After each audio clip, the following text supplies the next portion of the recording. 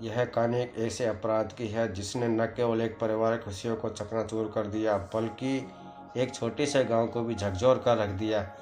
यह कहानी है एक गुमनाम खतरे की जो धीरे धीरे अपने शिकार की जिंदगी में जहर घोलता गया।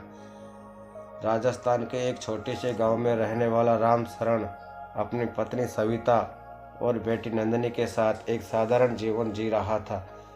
राम शरण एक ईमानदार और मेहनती व्यक्ति था जो गांव में किसान का काम करता था। सविता गृहिणी थी और नंदिनी गांव के सरकारी स्कूल में पढ़ती थी। गांव की जिंदगी शांत थी और लोग अपनी दिनचर्या में व्यस्त रहते थे।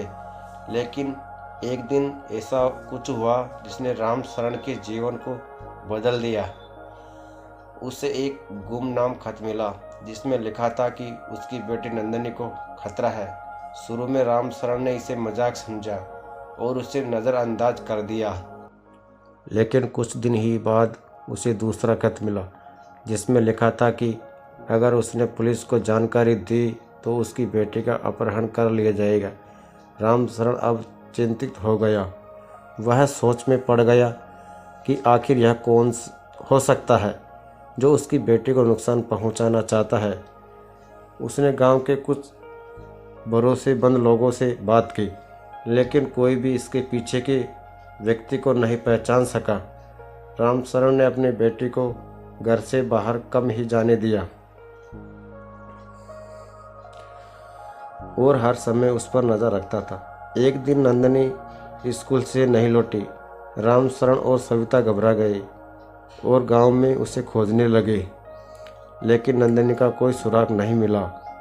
अगले दिन राम शरण को एक और खत मिला जिसमें लिखा था कि नंदिनी उनके कब्जे में है और अगर वह अपनी बेटी को जिंदा देखना चाहता है तो उसे 5 लाख रुपए की व्यवस्था करनी होगी। अब राम शरण के पास कोई और विकल्प नहीं बचा था। वह पुलिस के पास गया और पूरी घटना की जानकारी दी। पुलिस ने तुरंत ही गांव में छानबीन शुरू कर दी। उन्होंने राम शरण के घर से मिले सभी खतों की जांच की और गांव के लोगों से पूछताछ की।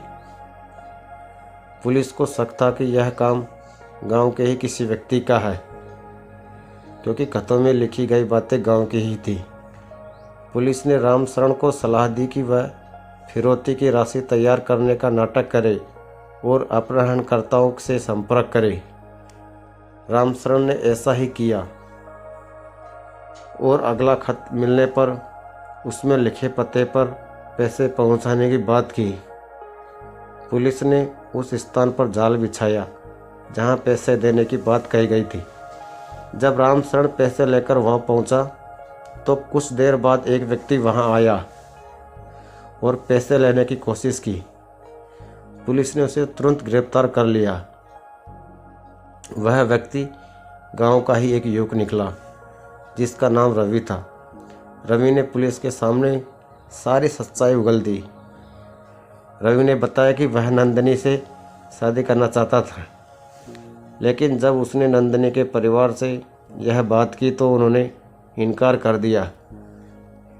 इससे नाराज होकर उसने नंदिनी का अपहरण कर लिया और उसके परिवार को धमकाने लगा ताकि वे उसे पैसे दे और उसकी शर्तें मान ले।